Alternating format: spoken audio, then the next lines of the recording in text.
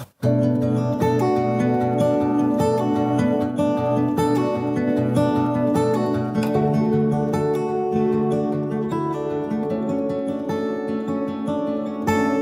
welcome to the Multiply Podcast. This is episode 3 of season 2, and today we're going to talk to Rob Schroeder of MBCM. He's the Trek coordinator.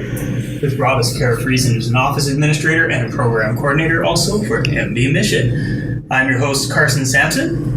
And I'm Carla Brown of the MB Herald. Where are you from, Carson? Oh, I completely forgot. I am from Mennonite Brethren, Church of Manitoba. All right, so we are based in the office on 1310 Taylor here in Winnipeg on Treaty 1 territory. And we've got a bunch of new people in our office, of whom Rob is one of them. There are a bunch of interns and new staff with MBCM. So we thought we'd bring Rob and Kara, mistress of all things MBCM, to talk with us today and explain a little bit about what's going on. So we'd like to ask you, I'll start with Rob, ask you to introduce yourself, your title and your role with MBCM. Tell us a little bit about your passion for ministry. Sure. I'm Rob Schroeder, as you already know. Just came on with MBCM in the role of Trek coordinator. So very excited to be here. I love seeing people grow in their relationship with Jesus, and really enjoy being part of the discipleship process in people's lives and seeing them go out and make more disciples. So. Now, with this question, I don't want to presume that we have ministry life and then we have other life, but you've talked about your passion for ministry. Can you tell us something about your passion in life in general? What's something, perhaps a secret nobody knows about you, like your hidden frog collection? Okay. What are you passionate about? Well, it's not so much a secret, but I love music, love playing music. Is that okay? No. I think Carson has found his new best friend. Yeah. May have some gigs lined up in the future. Uh-oh. Rob, what's on your playlist right now? Oh, man. There's a band called Ghost Ship. And so, the name of the song is escaping me, but it's been on repeat for a while. So check it out. It's their most popular song if you're on Spotify or anything like that. Cool. Yeah. Right on. So passion for music, anything else? Yeah, I love playing music, listening to music. What do you play? Guitar, drums, do a bit of singing. Wow. And you're like a one-man band? Pretty much? Yeah, not all at once. You should try it. One at a time. Build you the apparatus. So. Cool. Thank you, Rob. Kara. Like you've already said, my name is Friesen, and I've been with MBCM for almost 6 years now. And my role has kind of evolved over the years. Started with mostly office admin kind of work, but has then morphed into some project coordinating, ministry coordinating, event planning, all sorts of things under that realm. So it's a broad scope of stuff, but I kind of hold down the fort here in the office. For sure, and we have seen you capably doing that. And your passion? Passion. I love youth ministry. I think that's my passion for ministry, is to see young leaders and young adults come to find themselves in who they've been created to be, and to step into that with boldness, and to try new things, and to figure out their faith, wrestle with their faith. And similar to Rob, the idea of discipleship,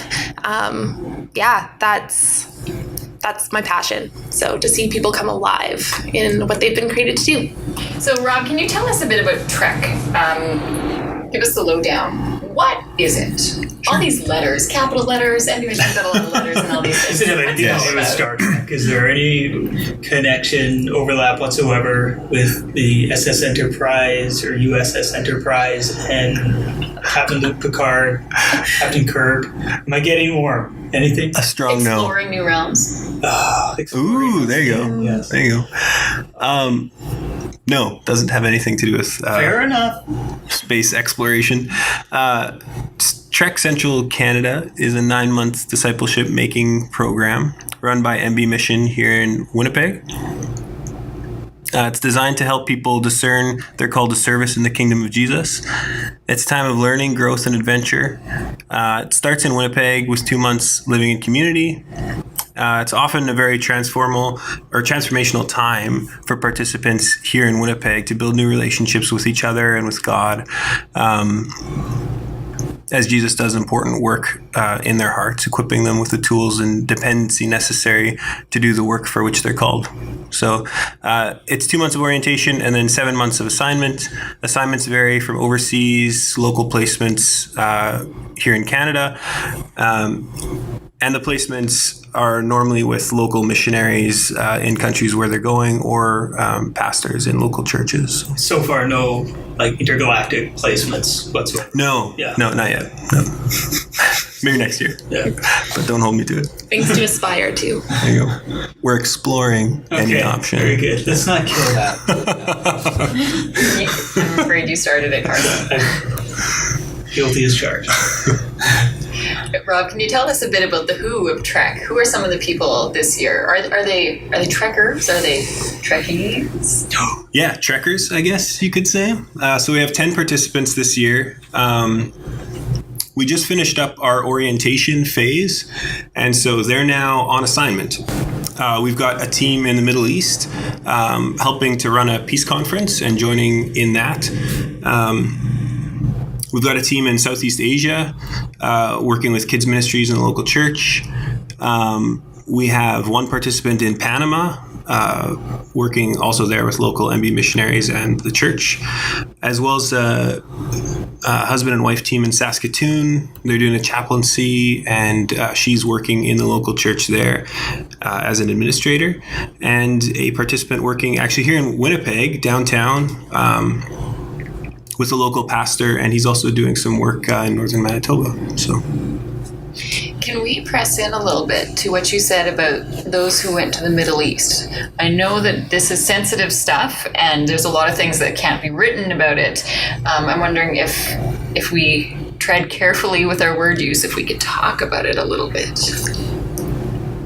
Yeah, we have a team that is in Central Asia at the moment, and they have, for the second year, are running a 1 week peace camp with alongside locals.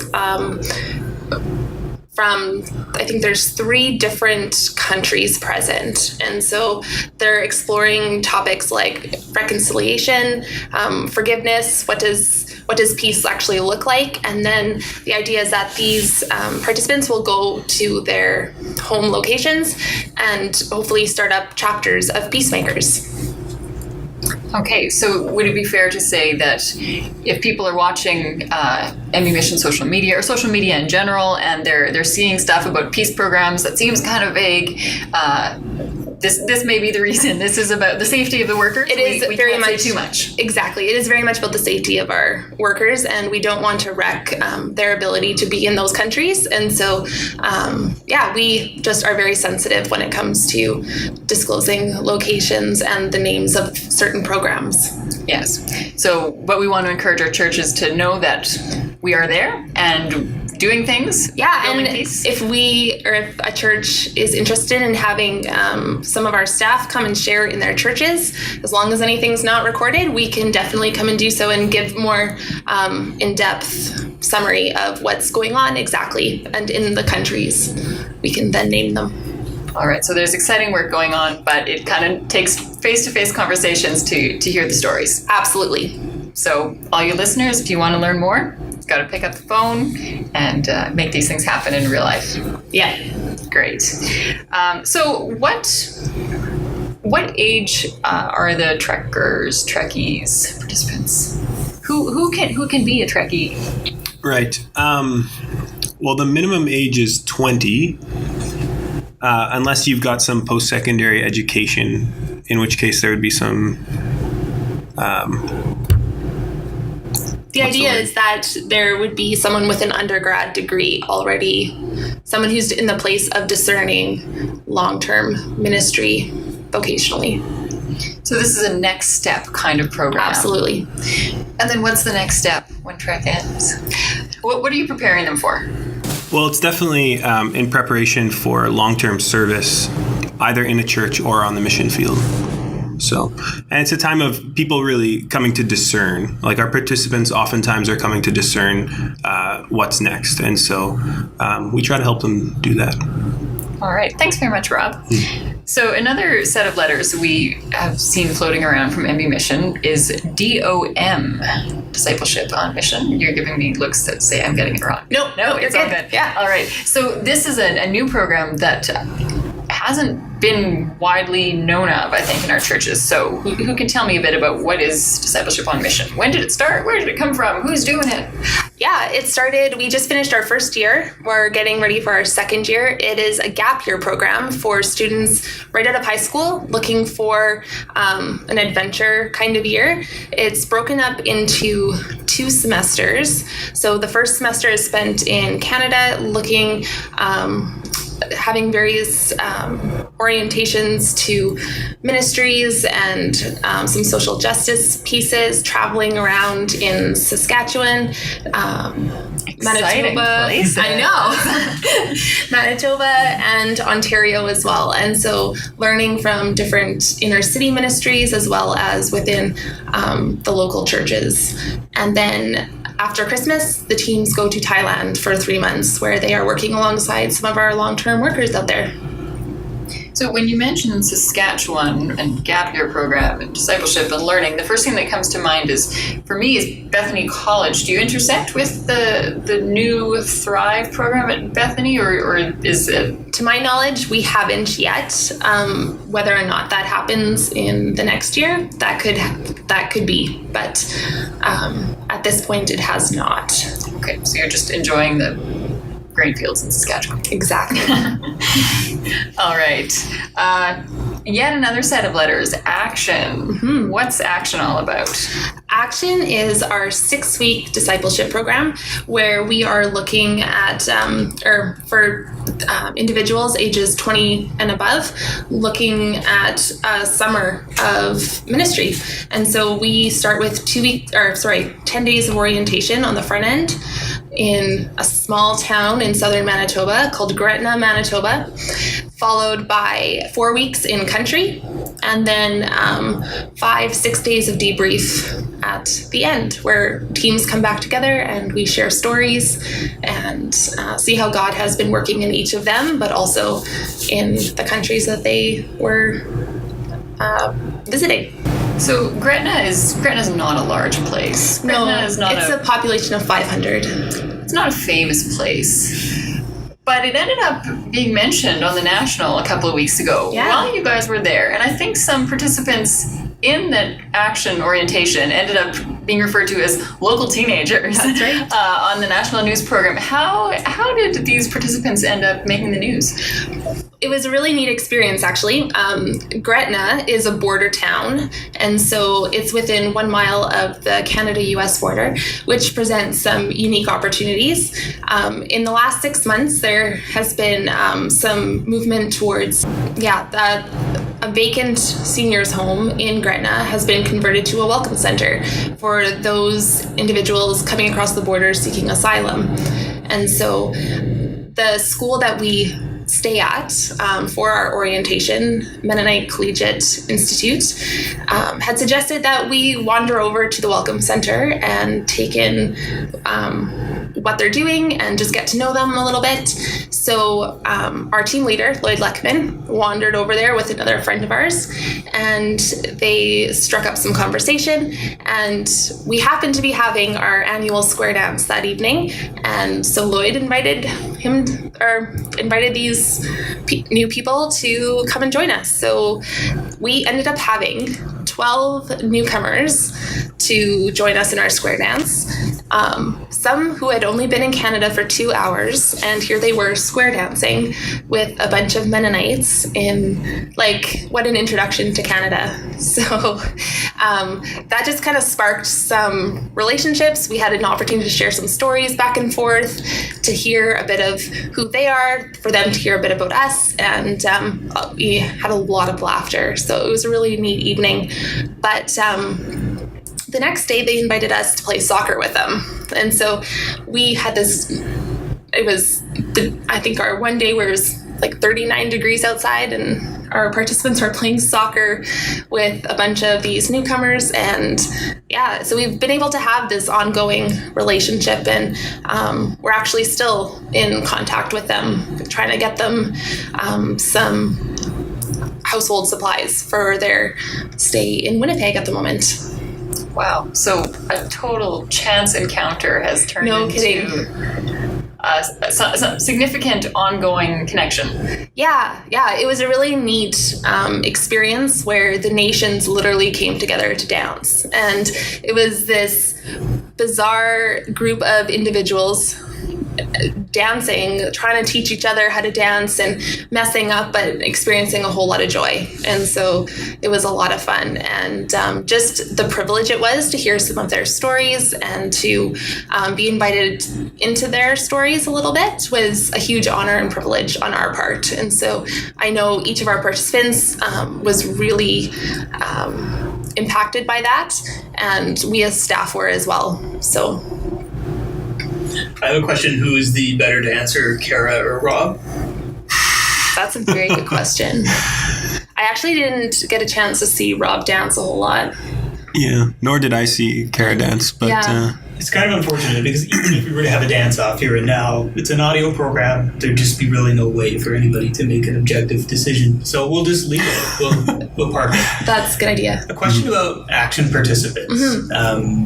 Did they tend to be younger people or not so much? They weren't the young teens that were identified. No, they weren't the young teens, but a lot of them are university or college students who have decided to spend their summer not working, but raising partnership support and joining alongside our long-term workers in various parts of the world. Do you find that there's sort of a segue from action then into Trek or in some other direction? What would the pathway look like for you? Often many of our, just looking even at our Trek participants this year, a number of them have taken part in previous short-term programs like SOAR Heartland or Action. So it is a stepping stone for sure into discernment and what does long-term ministry look like, whether it's vocational or volunteer or whatever. You build relationship with the participants wherever they happen to be, right? And Absolutely. It's sort of a long-term relationship in that you follow them through quite a expanse of their young adulthood and beyond. How do you manage all of those relationships? It does present some difficulty sometimes as our sphere broadens.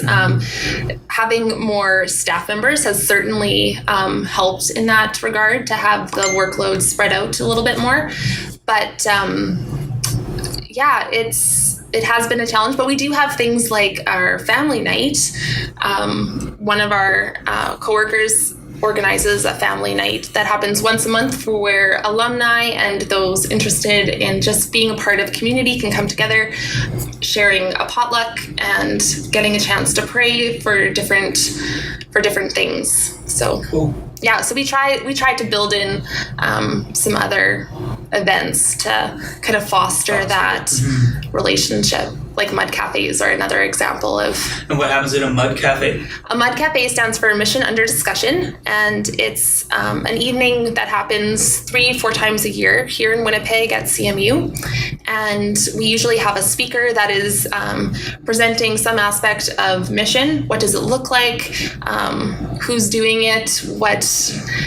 And getting a chance to hear their story a little bit. And then there's discussion about, the speaker will pose some questions that we get into small groups sometimes and talk about things, and then we just enjoy coffee and food together. So it's just a lot of networking and connecting. So, taking work aside, it's summertime here. I wondered, what have you got planned for summer vacation, Kara? I am headed off on holidays in a week and a half almost. I'm going to Portugal and to Amsterdam for the month of August. Nice. Mm-hmm. And Rob, you got any downtime plans to do something this summer? Yeah, going trout fishing this weekend. Wow. Lake trout, yeah. Could I suggest that if you have any other Fishing time? for lake trout? Yes. Yeah. Were you always a fishing fan, or has Lloyd Letkeman had an influence on you as far as? Oh no, I grew up going fishing quite regularly. Yeah. Because he might be a good partner to take alongside with you. Although I'm not sure he's ever actually fished in a body of water. Typically, it's a ditch or some sort of. Well, a ditch I've would heard of technically this. be a I body of water. suppose. I guess, but to put a boat in that body of water could be a challenge. So I don't know. Narrow enough. Lloyd could find a way if anybody could. And I would suggest if you do have additional downtime, you maybe explore that one-man band option. I think. Oh, right. Yeah, it's a few So I want to say thanks, but before we wrap things up, I would assume you have some needs, maybe immediate. There could be prayer concerns. Is there anything you could put out as a request in ways that our listeners could help you or assist you, or even assist those who you're assisting, such as our asylum seeker friends? Yeah, one of, I guess, a prayer request would be for our teams that are currently out all over the place, that they would, that God would just be meeting them and just be working in our churches and in the ministries that they're connecting with, that there would be unity for teams.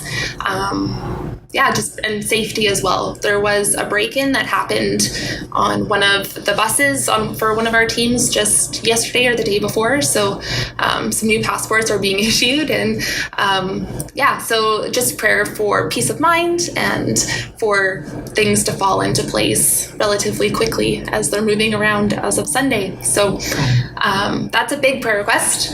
If I understand correctly, most, if not all, participants and a lot of the staff and those who organize and coordinate on the teams all require some level of financial assistance, and there's fundraising involved. And perhaps maybe you could just tell us a bit about how somebody could help financially. Yeah, on our website, mbmission.org, under support team for donations, there are each of us staff members in our office, as well as our short-term participants. And like Carson, you said, we are all needing some financial partnership, and so we would love to have a broader network partner with us as we engage in ministry and as we walk alongside others. And just to reiterate, you're more than willing to go and visit churches, absolutely, tell people what you do, and share more about the cause and get into the specifics. So there's absolutely, always an opportunity there to learn. We love coffee in our office, so there you go. If anyone wants for us to take you out for coffee and to hear a little bit more of our stories, we would love to do that. I would love for you to take me out to coffee right now, as soon as we wrap up. Carson, it's a date. Fabulous. I want to say thanks to Rob. Thanks to Kara. Appreciate you coming in. Our pleasure. Your time. Yes. Before we leave, Carla, what's on your desk over at the Herald? A lot of piles of paper. But we're moving into our September-October issue production. The issue focuses on discipleship. So we're going to talk a little bit about magnetism. I learned something about magnets from consulting some engineer friends. It was mostly above my head, but it was a pretty exciting time. What does discipleship have to do with magnetism? Read your September Herald and find out. For us at MBCM, I'm currently working on a Focus Ministry handbook for when we go and lead churches through that. So that's keeping me a little busy. We're also doing some reporting back to churches on how they are supporting us as a conference financially and the various projects we're working on. That all goes into the report. And we're doing a lot of brainstorming, planning, and key framing for what the leadership development component of our new, eventually to be released, brand new website will look like. So even though it's summertime and it's a bit quieter here, we're keeping pretty busy.